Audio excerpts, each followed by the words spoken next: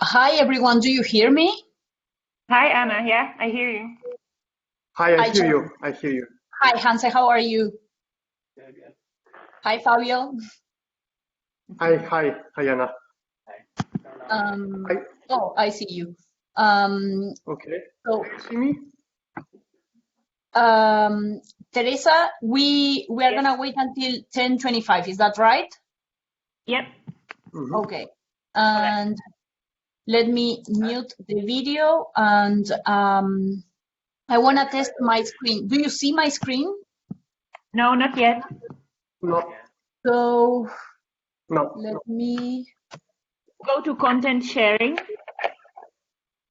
It's in the middle on the top. In the middle. Oh, yeah. Oh, thank you. Content sharing, share screen. I want to share this screen. Okay, now do you see it? Yep. Do you see it Yes. well? Because I do not see it. Is that okay? I see it, but it's quite small. And yeah. So let me Maybe share the other full screen screen. then. Yeah. So I'm going to move everything. But Teresa, is it okay that I do not see my screen? I mean, I see my literal screen, but I don't see it through the blue jeans. Is that okay? We see it. It's a little weird. I don't know why you're not seeing it. We see it. Okay. I think. Okay. So No, let me no, move. not now. No, because I stopped sharing. Gotcha. Yep. Though it was a little bit of a different, like a weird shape. Maybe if you Yeah, go because to like I was sharing a vertical screen. But now I'm gotcha. gonna Yeah. switch. Is that better? Perfect. Yeah, perfect. Okay, Yes. good. Okay, so I'm gonna mute everyone except me. Is that what I should be Yes. doing? All right. The attendees are automatically muted, right? Yep. Okay. And Teresa, am I right that you are gonna moderate the questions? Or is that We something that I have to do? did it the way Matthias did it, which I liked. That once you stop your full screen mode, you can actually see the questions on your screen, and you can also just read them yourself. Whatever is better for you. Okay, perfect. So good. Thank you. So hi everyone, thank you for joining this session 1 on marriage markets. So I'm both a moderator and a presenter here. So the way that I thought is best to do this is we are gonna have 3 talks. First by me, then Fabio Blasutto will present his work, and then Zhang will present his work. And we will have each of us 15 minutes for presenting, and then 5 minutes for questions. So with that said, I'm gonna turn on my clock, my timer, and I will start. So what I'm gonna talk about today is my work joined with Paula Calvo and Ilse Lindenlau from Yale on the relationship between sorting in both the marriage and the labor market, and the effects of this sorting in these 2 markets on various measures of inequality. Today I will focus on gender wage gaps. So why is this an important question? Well, we know that there's been prevalent in assortative matching both in the marriage and the labor market, and assortative matching, let's remind ourselves, means that likes match with their likes.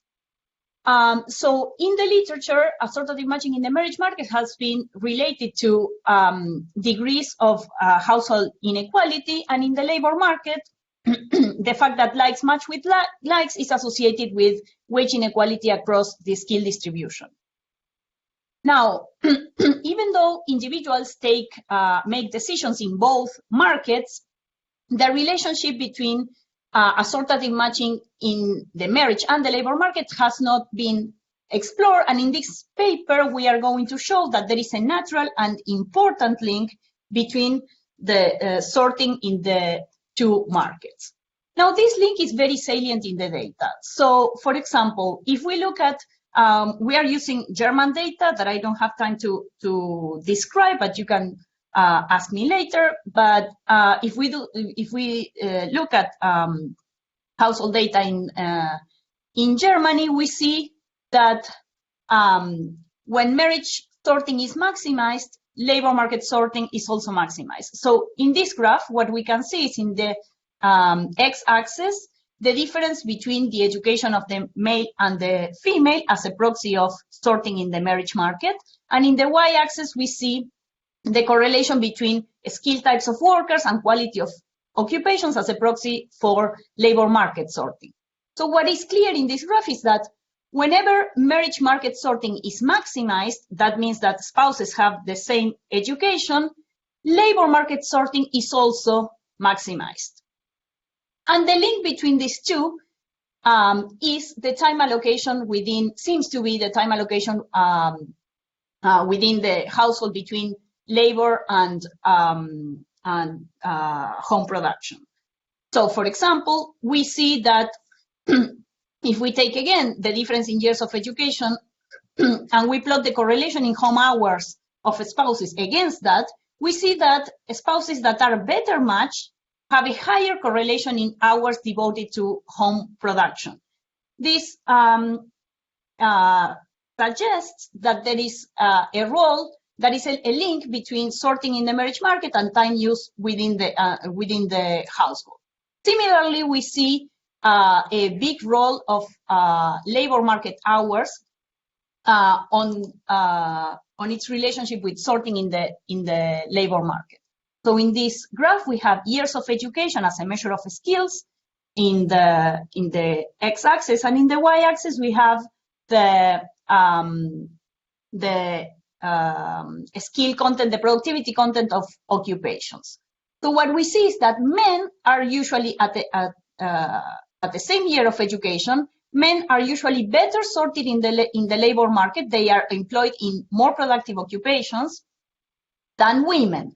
But when we control for hours, this difference, this mismatch in sorting in the labor market for women disappears, reflecting a big role in hours on how well you match in the labor market. So this is a very nice picture, I think, that you can have in your mind throughout the talk. What we are going to do in this paper is evaluate the effects of sorting jointly in both the marriage and the labor market on wage gaps in hours and gender gaps in hours and wages, and always think of home production and intra-household allocation of hours as the link between the two. So for that, we had to build a new theory that takes into account the endogenous choices and equilibrium features of both markets simultaneously. So let me move on to that theory that I will briefly explain here. So the key features of this theory is that there are two types of agents. We have firms that differ or you can think about this as occupations that differ in their productivity levels. There's an index of productivity. And workers that differ in their baseline levels of skills. So we have female workers with skills X and male workers with skills XM. And these levels of skills that you can think of as education and ability are important for sorting in the marriage market.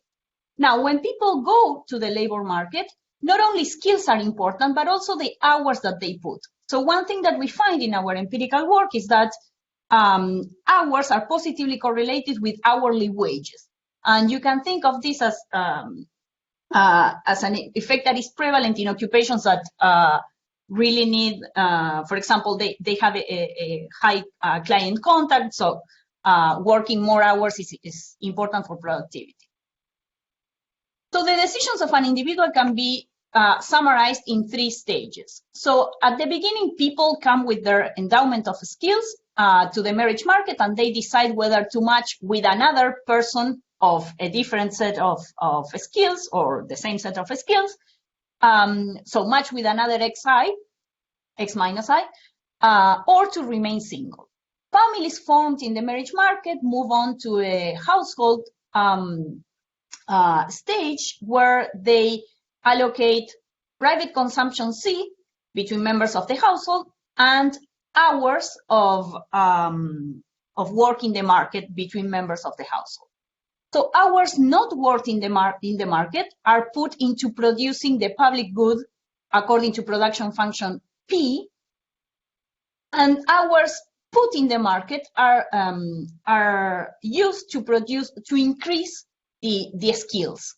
So people are after putting hours in the labor market, their skills are modified to X tilde, and that's the relevant trait that they take to the labor market to match with firms of type Y. And note that wages depend not only on skills, but also on hours. So the skill bundle hour is what determines wages. So in this model, families take wages as given when they make their decisions. The labor market takes the distribution of workers, types, and hours as given when they make their decisions. And in equilibrium, everything is solved together. So we solve for a fixed point where we define an equilibrium as a tuple of assignments. In the marriage market, we will have who marries whom and what are the gains from marriage for each type of person. Within the household, families allocate private consumption and hours. And in the labor market, the model endogenously gives us who works, how many hours, and for whom, and the wage rate. So these allocations have to be such that the marriage market is in equilibrium, households act optimally, and the labor market is in equilibrium. So we are solving for a general equilibrium between marriage and labor market. Now, one thing that is really interesting about this model is that the primitives of the model allows us to characterize two types of benchmark equilibria.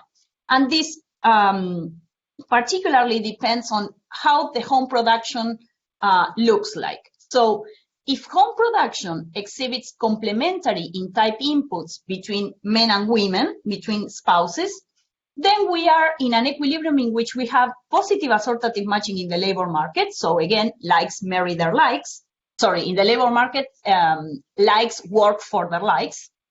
Hours put in the labor market are increasing in partner's skill type. So if you marry a higher educated spouse, your hours in the market will be higher. This gives rise to high frequency of two-earner households in this equilibrium. There is also assortative matching in the marriage market, so we will tend to see partners' skills to be alike. And this equilibrium, relative to other equilibria, is characterized by narrower gender wage gaps and hours gap because women and men tend to put similar hours into the labor market, so they both match to better firms, and they both get better wages. If, on the contrary, home production exhibits substitutable time inputs, we are in an equilibrium in which, again, there is positive assortative matching in the labor market because the technology in the labor market is not affected by what happens in the household. But now, the hours, the own hours that one puts in the labor market are decreasing in partner skill types. So we will tend to see a lot of household specialization. There is also negative assortative matching in the marriage market in this type of equilibrium, and this means that relative to other equilibria, we have a wider gender wage gap, gender and hours gap, because again, the partners tend to put different types of hours and therefore match to very different productivity jobs. So what is really interesting about this model is that whether we are in an equilibrium like this with more equal partners or in unequal equilibrium depends on model fundamentals. And so these model fundamentals have to be investigated empirically. So in our empirical section, we are going to augment this stylized model to capture various shocks that accommodate heterogeneity within couples and people of the same type, and we will specify some functional forms. Now, I don't have time to walk you through all the functional forms of this model, but I want to draw your attention to the home production function, and in particular, note that this is a CES function that admits through parameter rho both complementary time inputs and substitutable time inputs. So the estimate of this rho is going to be very informative about which type of general equilibrium we are observing. So again, we use data from Germany. In a first step, we estimate some things, some features of the model that are directly identified from the data, and then we use our model to compare model-produced moments to data moments and estimate the rest of the parameters. So, so here I highlighted in orange the parameters that we are going to estimate, but for example, the complementarity in time inputs will be pinned down by the correlation in hours within the household. So our model has a great fit so far. Here I am plotting the data moments that we use against, the model moments against the data moments along with the 45-degree line. So we see that the points are very close to the 45-degree line, meaning that our estimation reproduces very well the equilibrium that we observe in the data. Also note that the parameter that I highlighted, this rho, is negative, which means that there are complementarities in time inputs within the household. So what does that mean? Now we can use this model to see the implications of living in a world with complementary time inputs. So first of all, we can do a simple Oaxaca decomposition of the gender wage gap that we slightly overestimate in this model. We are working on fixing that. But interestingly, from the explained part of the wage gap, hours worked, the mechanism that I highlighted at the beginning, explains 91.5%. So it seems that hours is very important to explain the wage gap. Where we also have an unexplained part that we can identify within the model. So let me give you one more graph where I show you how, as rho changes, and this is a policy relevant parameter, or a parameter that reflects some transitions between a traditional economy and a more modern economy. So as rho moves, what we see is that when we have more complementarity, so to the left of this graph within the household, we see higher sorting in the marriage market and narrower wage and hours gap as reflected by these lines. What is also interesting is that when households are more complementary, when time inputs are more complementary within the household, the mismatch between men and women in their sorting in the labor market is reduced, which also speaks to the narrower gender wage gaps. So in future work, we are trying to analyze real situations in which this rho may have changed, for example, from Germany in the 90s comparing to Germany in the 2000s, or comparisons between West and East Germany. So thank you very much. I went over 10 seconds.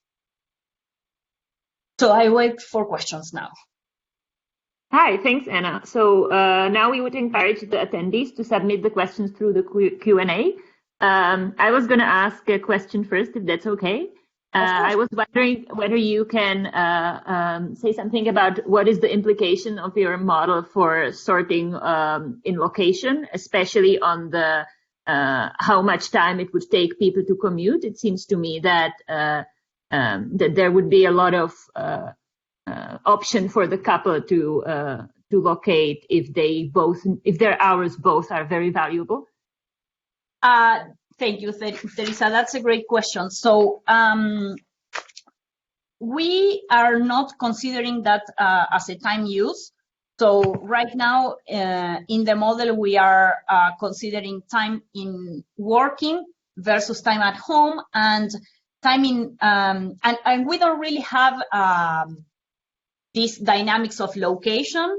That's something that we could definitely think about, but our main focus is on sorting in the margins of marriage and the labor market, and not so much on how other uses of time are distributed. Right. But thank you. This is a great point. I will. And we have a question from one of the presenters, Hanzhe, is asking, why do you choose to use German data, and what variables are there that are not in the American data?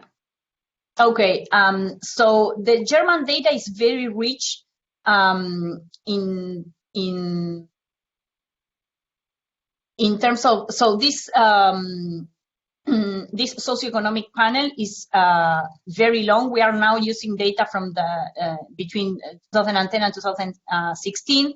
We also have a data on the quality of occupations. So we choose this data because it's very rich, easy to access, and the type of variables that we have here are detailed time use, wages, hours worked, and well, we have the age of people, year of marriage. It's very similar to the PSID, if you know that data set. Right. Great. We have a question from Matthias, which okay. is, he's asking I guess the big question is what determines raw? Which role do you think institutions play, such as the availability of daycare, schools where kids can spend all day, have lunch, etc.? Sorry, can you repeat that? Oh, yeah, sorry. So he's asking that the big question is what determines raw, your main parameter.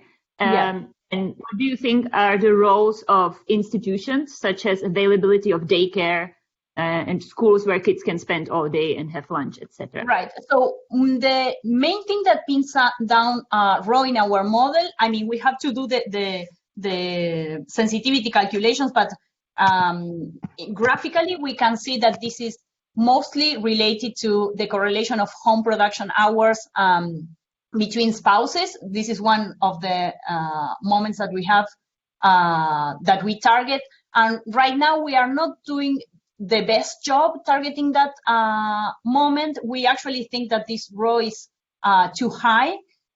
These are preliminary estimates, but that's basically the moment. There's another one that's also important, which is the fraction of couples with both working full time. So basically the co-movement between hours within the household is what is pinning down this complementarity parameter. And whether it is impacted by policy is something that we are exploring in our ongoing work. Because one of the next steps would be to look at a more traditional Germany versus modern Germany, and see if there are exogenous changes in the household technology. For example, yes, there are some policies about availability of daycare that may have impacted that.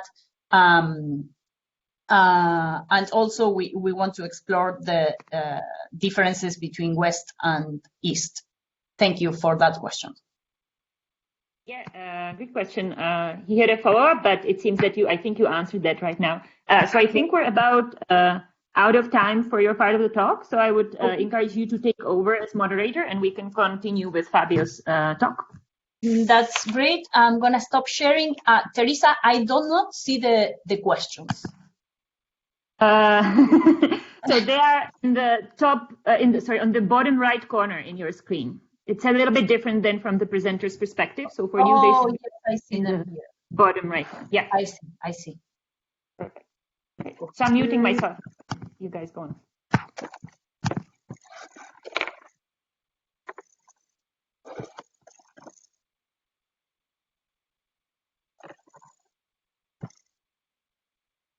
So So Fabio, I'm going Yes. to thank you for coming. Hi. So when it's 5 minutes left, I'm going to speak. Yes. Is that okay? I'm going to interrupt you. Right. Do you see my slides? I don't see your slides. I see you. Okay. Right. Because I was looking for the picture for sharing the screen, but I don't see it now. I see. Where is it? Hi, It's Fabio. supposed to So be. it should be Hi. on the right. In one of the panels, there should be a picture that kind of looks like a picture, an icon that kind of looks like a picture. Yeah. Okay. I actually don't see It should say a share picture. Okay. content. Okay. Share screen. I think I. Yep. Yeah. Can you see my slides now? No. No, not yet. Entire screen. Start sharing. Okay. Perfect. Yeah. Okay. So I can start. Yes. Okay. So thank you for being here. I will present a joint work with Igor Kozlov from Northwestern University, which is also attending this conference. So I will talk about the rising cohabitation and divorce laws. So the question is, why do people might choose to cohabit instead of marrying? So literature so far have been telling us why we have gains from marriage and where they come from. But in fact, if we think carefully about all this literature, it's about just living together. Why the choice between different relationships with different rules, so marriage cohabitations, has been disregarded until recently. It is interesting to look at cohabitation because it's seen a sharp rise in this kind of relationship over the last decades. In fact, according to Manning, the share of women that have been cohabiting rise from 33% in 1887 to 60% in 2010. This is particularly important because, according to demographers, I had in mind Barbara Solou, this rise in cohabitation was the main cause for the rise in single women because of the high disruption risk of cohabitation. So, since we know from research by Chetty that the share of single women is an important factor for the well-being of children, I think that studying cohabitation is very important for understanding human capital formation. For understanding whether cohabitation actually matters or not, it's important to understand why do people choose to cohabit. Is it just selection? Is it about the type of contact we have? We have to study this. So how are marriage and cohabitation different? So the main thing is about when it comes to breakup. So running out of cohabitation is very easy. It's probably less costly than divorce. And also the rights about who can initiate the breakup are different. So in the US, we moved from a mutual consent regime for the 60s, 70s, where you needed both couples to agree to get a divorce, to a situation where the divorce can initiate unilaterally, while for cohabitation, separation has been all the time unilateral. So is it that changing from mutual consent to unilateral divorce also change the incentive that people have to choose to cohabit or to marry? Another reason why this change in law might be interesting is that it has been shown by recent literature that when this law change, people start behaving differently, couples start behaving different in terms of favor supply, sorting them is different, and gains for marriage are being different. So our first question is whether the switch from mutual consent to unilateral divorce affected the rising cohabitation. I also want to say why. So we'd like to read the model, understand what are the incentives behind this, and then once this model will be estimated, we'll use it to understand the big picture. So what are the exact reasons why cohabitation has been rising over time? So a preview of these results is that empirically, we see that after unilateral divorce is introduced, cohabitation is more likely to be chosen as a relationship. So a couple that start living together, they're more likely to cohabit instead of marrying. And also once we look at cohabitation, so newly formed cohabitation after unilateral divorce are lasting longer because of a lower risk of marriage, in a sense, and because of a lower disruption rate. So what are the mechanisms that are driving this? So what we have in mind is that cohabitation and marriage are the same thing, in a sense, and we differ just in what happens upon breakup. So divorce costs will be higher, and there are differences in the rights to breakup. So this, with junior divorce, it will come a higher risk of divorce. So people have an average relationship quality. After below change, they will be more willing to cohabit instead of marrying, because this will, in case of separation, they will pay a lower cost for doing that. This fact implies that couples that would have previously married, they are now cohabiting. So this fact is driving, creating a selection effect, which is driving the length of cohabitation. So the cohabitations, the length will be longer because of this selection effect. So this is a preview of results. What we do in the paper is first to document that there is actually a change after divorce law changed in the choice between marriage and cohabitation, both in the intensive and extensive margin. Then we build a parsimonial structural model of the mating market where people choose between cohabitation and marriage. And we take this model to data, estimating it with the simulated method of models. Then in a last part that is still very much work in progress, we'd like to see how much of the change, in cohabitation over time is due to instruction in wages on relative prices of private versus public goods and so on. But I will not talk much about this today. Let's skip the literature because of timing issues. So I will now describe what we're going to do with the data in the first empirical part. So using the NSF-H-Way1 and NSF-G88 surveys, which tell us about the state of residence of people, as well as the cohabitation and marriage histories of people that are being interviewed. These give us our variables of interest. We use the state and year variation in introduction to divorce in US states across time to learn about mainly two variables. So whether newly formed relationships are more likely to be a marriage or a cohabitation, and what's the length, the duration of newly formed cohabitations. We move down to the first variable of interest. So in this table, we report the results of OLS regression, where the dependent variable is a dummy that takes value 1 if people are married, and value 0 if people are cohabiting. So no singles, this is just about couples. And we control for state fixed effect as long as year fixed effects, and also some demographic controls.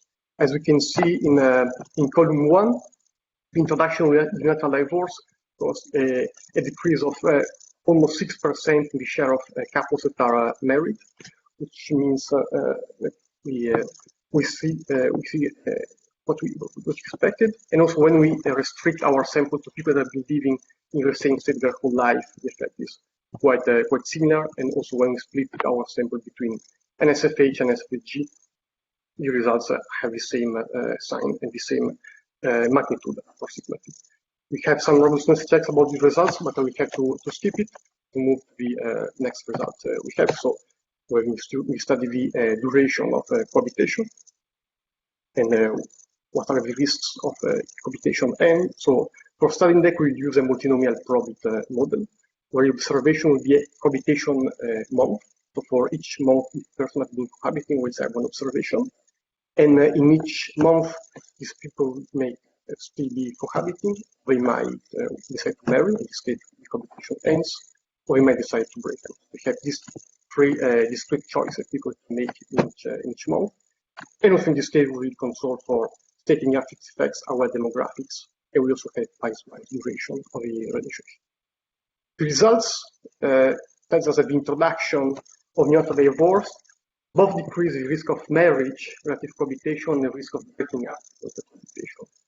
So the magnitude is the following. So the relative risk of marrying or relative cohabiting becomes between 60 and 70% after below change, and that the risk of breaking up relative cohabiting becomes between 60 and 80%.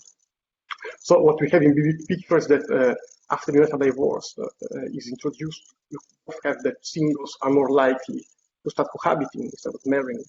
And also, once people are cohabiting, they are more likely to stay into cohabitation, both because they marry less, and because they will break up at a lower frequency. So, how do we make sense of these facts? Then we build a model that have the following ingredients. So we have a life cycle model where people can be either singles or in a relationship in a couple, which can be a marriage or a cohabitation. If the couple decide about consumption, allocation of consumption, savings, feeling of forced participation, expenditures in a public goods, as well as the partnership they might be in. On the other side, the heterogeneity that we have in our model, we come from a couple-specific match quality side. We can think of the terms of love, for example, or other things that bring people together in a romantic relationship. And also we have idiosyncratic productivity shocks. So all this heterogeneity will tell people how they behave. So according to, for example, a different match quality, a single person might want to start cohabiting with a person or marrying with it. Once the person is cohabited, according to the shock that he receives, might decide to start marrying or to break up. So all the, as you can see in this picture, all the possible choices that people make about the relationship are endogenous in our model. Moreover, another important element of our theory is that we have a dynamic model, a dynamic collective model with limited commitment. So people cannot commit not to separate or to break up under certain shocks are realized, when certain shocks are realized. Also, how are merging and cohabitation different in our setup? So concerning the division of assets upon separation. Fabio, sorry, yes? You have 5 minutes left. Yes, thank you, Anna. So for marriage, we have that upon a divorce, each member of the couple will get half because we just consider a community property states for our analysis. When cohabitation, the share of assets that people will get depends on their relative productivity, on the resources that they have in the relationship. Then the right to end relationship will depend on the divorce regime for marriage, as we explained before, where the cohabitation we break up is always unilateral. So one person can run out of the relationship all alone. Important, we also assume that the cost of divorce comes in terms of monetary cost and is in the share of assets in terms of one is marriage, where cohabitation we don't have a monetary cost. This is important because in a limited commitment setting, this cost of divorce will act as a commitment technology. We can enforce risk sharing and commitment, as we see in a while. So here are the utility functions in our model, which are quite standard. So a single gets utility from a consumption C, as well a public to the Q, and in both cases we have a CRA shape for the utility functions. While once you move to couple, the utility function looks very much the same, but in addition to that, people will receive a common match quality shock psi P. And also, if couple are married, we also receive an additional gain gamma, which is not really important for theory.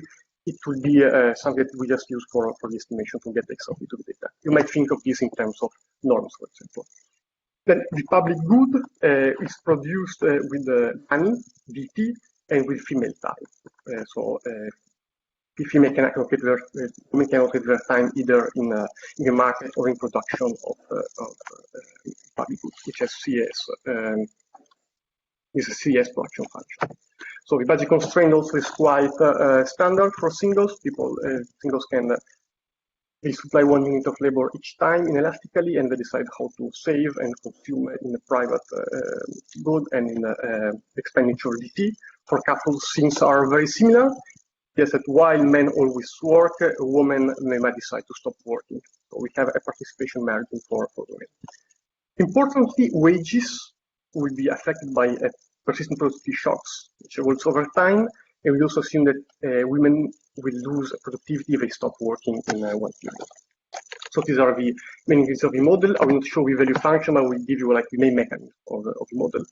So why people should choose marriage? That's because of better risk sharing and specialization, which is enforced by a higher cost of divorce.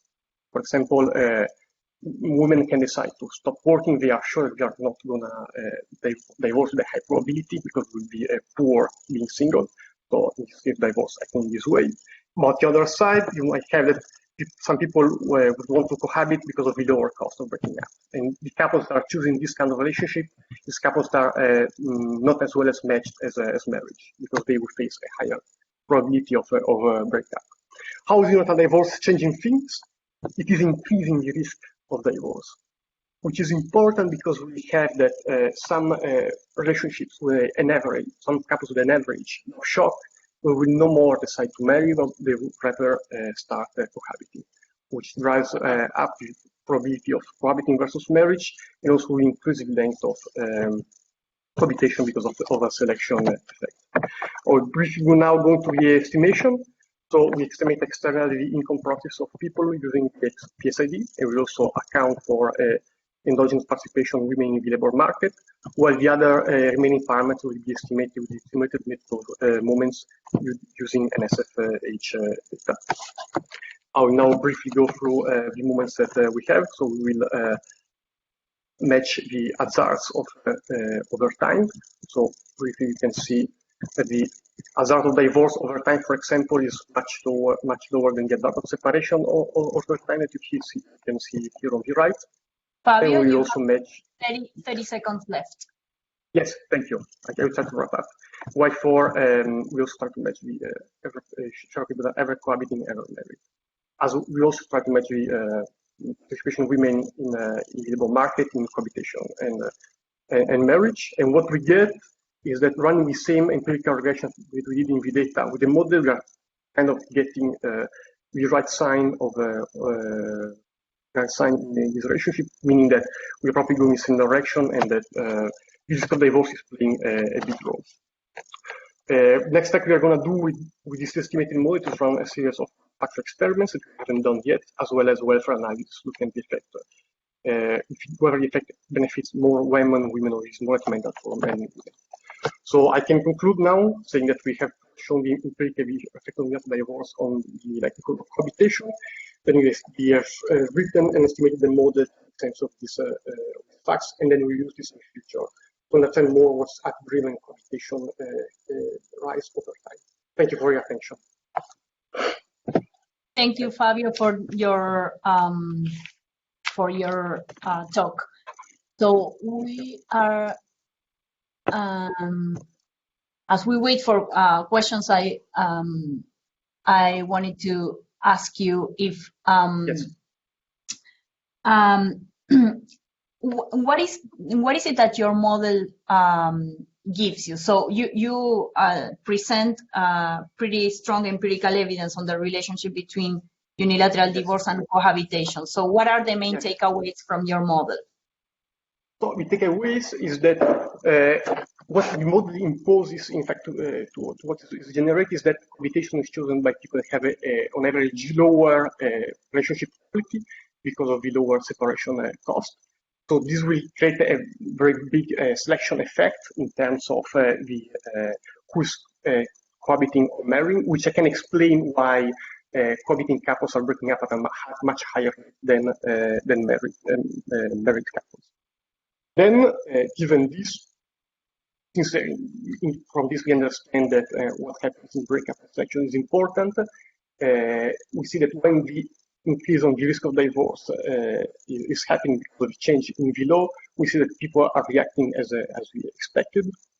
So some couples that would have married before the reform, they are now actually cohabiting because of higher risk of getting a divorce. I think this is the main takeaway. And then this is the first part of what we are doing. Then what is really interesting is to see now that we think we understood how people choose between marriage and cohabitation, how, for example, the changing gender wage gap is changing the incentive to cohabit or to marry, for example, or how changes in the price of public good versus private goods is changing things. So we see that the gains of marriage will be changing, the gains of cooperation will go down over time. So maybe it's no more a good idea to marry, but rather it's a good idea to cohabit, since we don't have to cooperate, but at the same time you can separate with a lower cost. Mm-hmm. So what are you thinking about the link between marriage and cohabitation and the gender wage gap? What would be the mechanism? So for example, the mechanism would be like this one, for example. So if we have a quite big gender wage gap, so women are earning much less than men, you might think that is a good thing to specialize. So women might want to stop working to produce the public good at home. So in this case, marriage is the good environment. While if you move to a situation where both men and women are earning the same amount of money, there is no real need for specialization, or less gains from specialization. So in this case, it might be that cohabitation is now the right relationship to use. Perfect, thank you. I don't see any other question, but that might be me. Okay, Teresa, I don't know. I have this screen Yeah, in front no, of me. I don't see questions either. I think this means we can maybe move to Hanze's talk, since I think yes, it's we are time. running out of time. Perfect. So Great, thank you. Thank you, Fabio. This was Thank you. really interesting. So Hanzhe now is going to present his paper, A Marriage Market Perspective on Risk-Taking and Career Choices.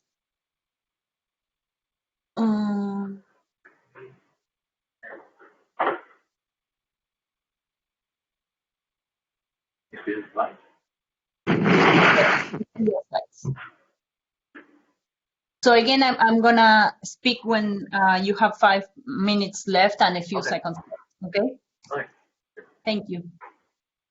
Okay, so you can see my slides, right? I cannot see mine. We can only see your slides, that's right. Okay, that's good. Okay. And thank you. the sound, your voice is kind of far. Can you be closer to the mic or something? Let me.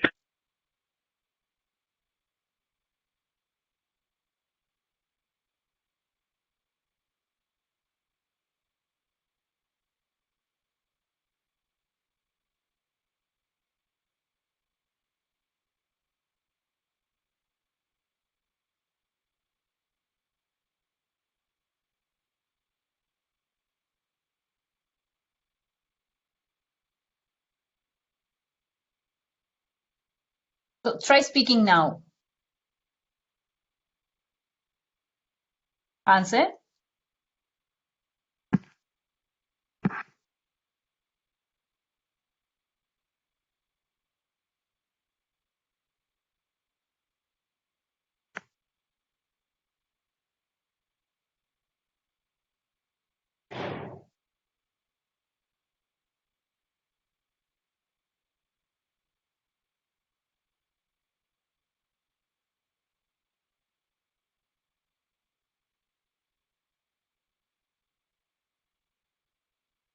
Hanzhe, I cannot hear you.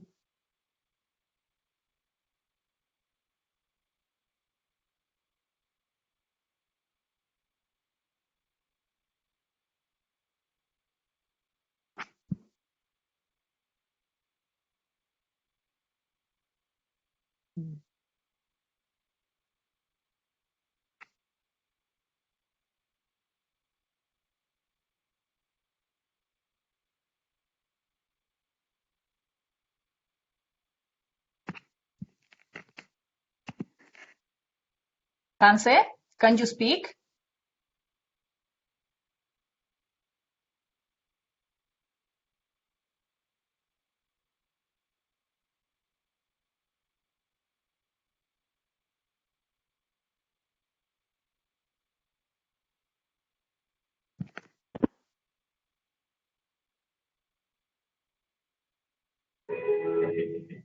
Hello, can you hear me? Yeah. Hi? Hi, can you hear me? Yes. Okay, all right. Okay, all right. Sorry about the delay. Let me start.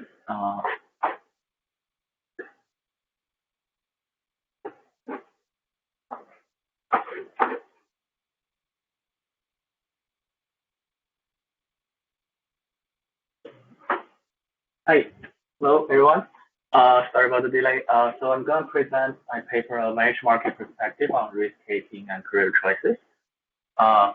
So this paper, I try to incorporate risk-taking and career choices into a general equilibrium marriage market model. And it's a very simple model. So I have men and women who make choices on their careers. And the only choice they can make is to either choose a safe career with a low variance, or they can choose a risky career which has a high variance. So the kind of example you can think of is a person when they graduate as a economics major, they can either choose a 9-to-5 steady job that gives them a steady pay, a wage growth, but they can also choose to become a trader and faces a high volatility as a job. And this job occupation choice might might be incentivized or might be affected by their marriage market considerations. And men and women both have this choice between the safe career and the risky career. The main difference is in differential fecundity. That is, I assume that women will incur marriage market penalty if they choose to take this risky career and delay their marriage. And in this model, the career choice, whether or not they choose a safe career or a risky career, whether they marry early or late, are going to be endogenously determined along with their realized income from those occupation choices. And also based on their realized income, they enter the marriage market, and how they marry in the marriage market and how they divide up their marriage surplus will also be endogenously determined. So there are 5 main results, or 2 sets of main results here. First, I want to show that here in this model, you see that there is an inherent force in the marriage market that always incentivizes people to choose a risky career.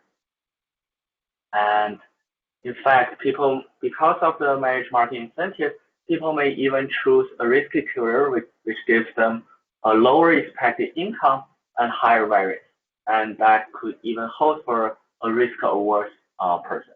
And I will show you the exact channel this happens.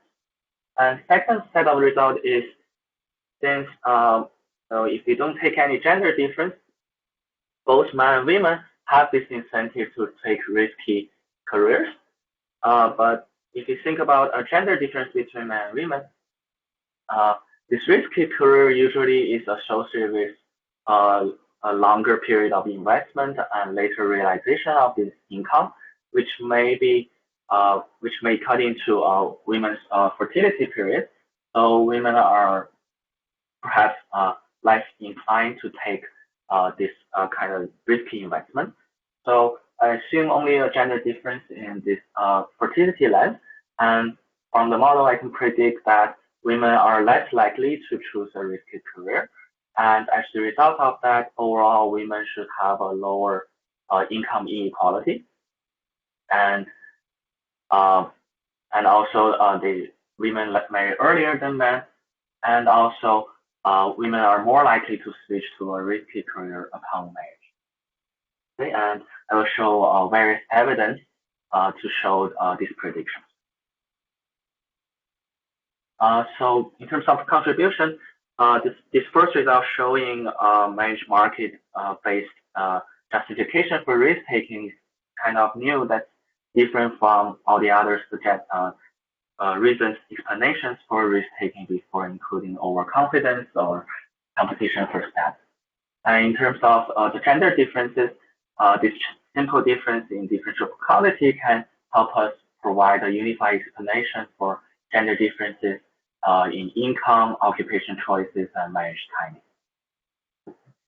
So here's the model. It's very simple. In the very first, in the beginning of the period, men and women, they have marriage. They are born with a characteristic, a one-dimensional characteristic that's heterogeneously distributed. For men, it's XM. For women, it's XW. And based on their ability, they can choose whether to take a safe career or a risky career. Okay. For the simple model, we're just going to look at a case where, for today's talk, mostly we're going to focus on the case where if you choose a career, safe career, you're going to marry early. And if you choose a risky career, you have to wait until your income is realized to get married. And we can show that choosing for a person who chooses a safe career, there's no incentive to marry later because the income is realized right away anyways. And for a person who chooses a risky career, there's no incentive to marry earlier because it's better to wait until the income is realized to get a more efficient match in the marriage market. Okay, so we're gonna assume a person who chooses safe career marries early, and this safe career basically just gives them a payoff that equals to their true ability, the ability they're born with. And for a person who chooses a risky career, they will get a shock epsilon. That's a mean preserving spread of their true ability. So they may get a better outcome than their true labor their ability, or they may get a worse outcome. But it's a more risky option. Okay? That's the basic model. And based on the realized income they enter the marriage market, in the marriage market, people get a marriage surplus in the family that depends on the income of the man as well as the income of the woman, and also differential fecundity in general. And they will divide up this surplus in the competitive market, and the way they divide up the surplus has to make sure the whole market is stable, right? So in this market, given the realized income distributions of the market, men and women will choose to marry their partners, and they will divide up their surplus, marriage surplus, in a way such that each couple will split up the entire surplus, and they have to split up the surplus in a way such that no one has an incentive to divorce. And so basically, this basic model is just they're born with abilities, and they choose their careers, either a safe option or a risky option.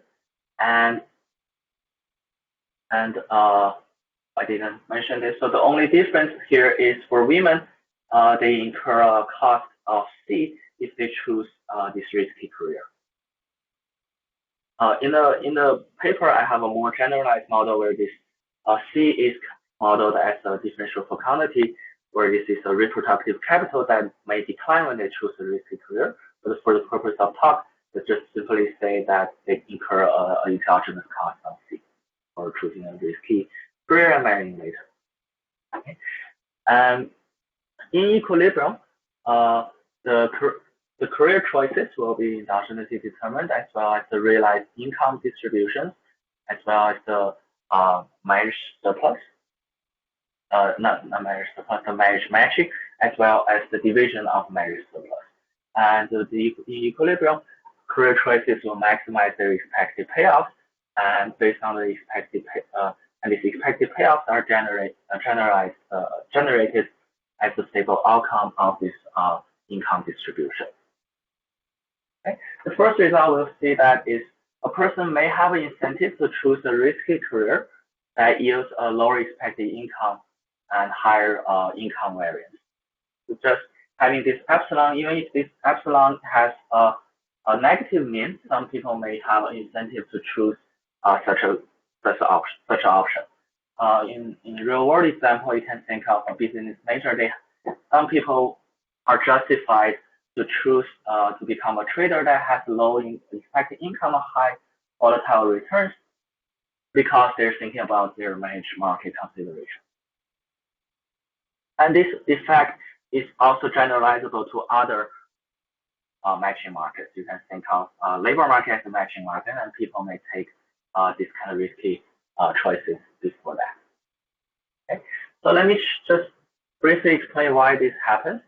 So if we don't have a marriage market, any of these three curves is basically the man's payoff from taking from being type income YM type and marrying various women, and they may be concave in their type. So without the marriage market, there may not be any incentive to take any of these risks. But with marriage market, depending on different realized income, they may choose to marry a different wife. And for a woman, they may choose to marry a different husband that gives them a higher efficient better division of surplus in the marriage market. So as a result, in the marriage market, the actual payoff for each person is this upper envelope of each of those individual curves. So as a result of that, we may have some portion of this curve being convex. So if a person starts is Sorry, born with yeah. You have 4 minutes left. Okay, so starting with income, with a certain income, a person may have incentive to take a mean preserving spread of the occupation. So they have incentive to take this risky occupation.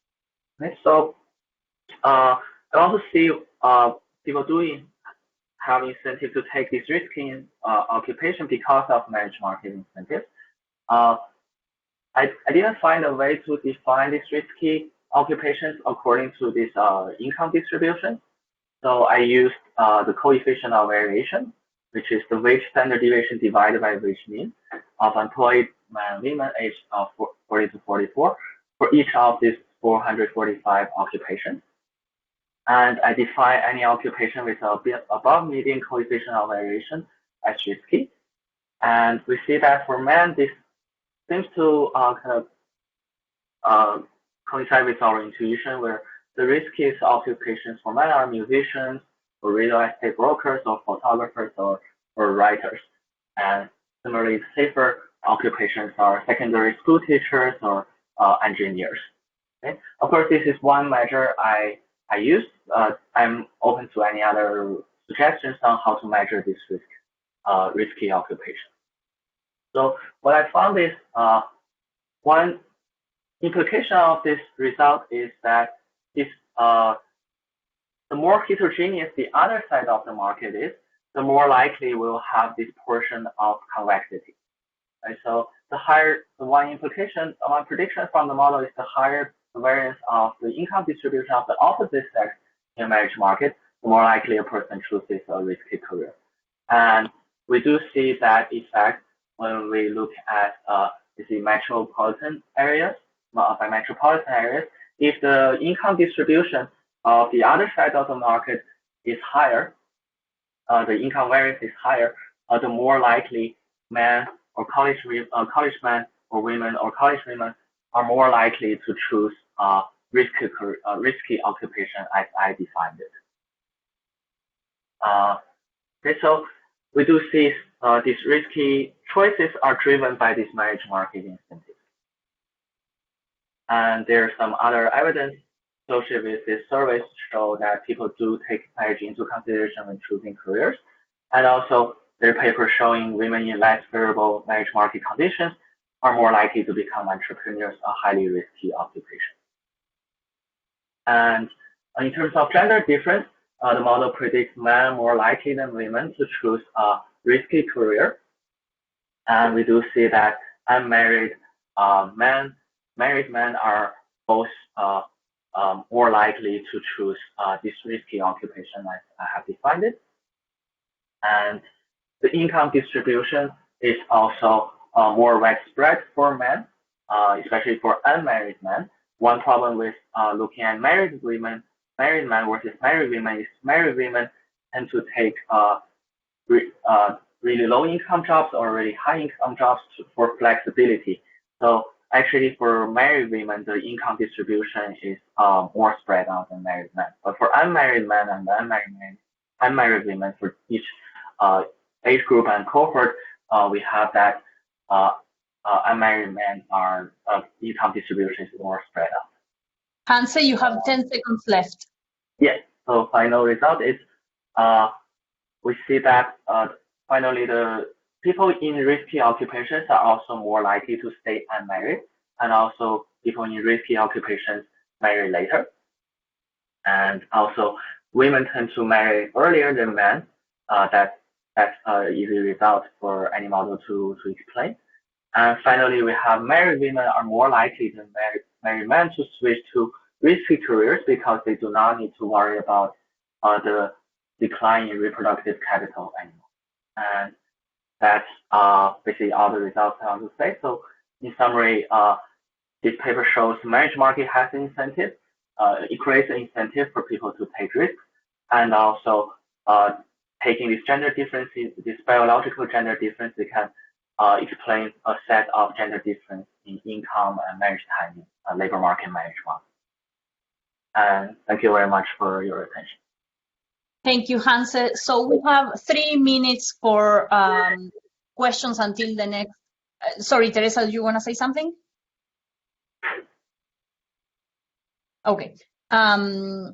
So the next session is starting at 11:30. So we have 3 minutes for questions. So I don't see any questions right now, so I'm going to ask my question. And if you have questions beyond these 3 minutes, you can contact Hanzhe. You can find his contact information in the website, and the same with all other speakers. So Hanzhe, I was wondering about things that delaying marriage or starting a risky career might affect your prospects in the marriage market. So what about youth, fertility? How are you thinking about those margins? Fertility, you mean? Yes, or youth. So you in your model, it's taking a risky career is good for the marriage market because of the income effect, but what about other characteristics that may be important in the market? Other characteristics other than fertility. I guess education or access to opportunities. That's what you're thinking of, or? Sorry, say that again. Like other factors that affect these risky occupation choices, maybe education level or access to opportunities. No, what I mean is that when people make a risky career choice, they delay marriage, and that means that they arrive at the marriage market when they are older, presumably with lower fertility. So how would you think about, and that makes the risky career path a handicap in the marriage market, unlike what model. Yeah. So here, so any of those penalty, very reduced form is this C here. But Okay. of course, but in particular in the model, it should be kept incorporated as a fertility factor, right? So in the model, if they choose a risky career, they have women have a lower reproductive capital in that second period, and that will change how much they get in the marriage market. So the surplus function will be both income and also additional factor of fertility factor. So that will be reduction to income. I see another question here. Vivek says, how can retain funds as job promotions to help jobs increase the probability of divorce for women, but not so for men? So women arguably face additional costs making these choices. I wonder if there is something that's relevant for your model to be captured in your cost C for women. That's a good question. So we can also, so we can definitely try to think about how to capture this risk of divorce as part of this C as well, and that's associated with these kind of risky careers, especially if they realize the high outcome, high income in this risky career. Yes, I will definitely think about how to incorporate that. Thank you very much. Thank you all for attending, and you can find all this material online, and also the contact information for people. Great. Thank you. Looking forward to seeing you in other sessions. Have a nice day. Bye. Thank you. Bye.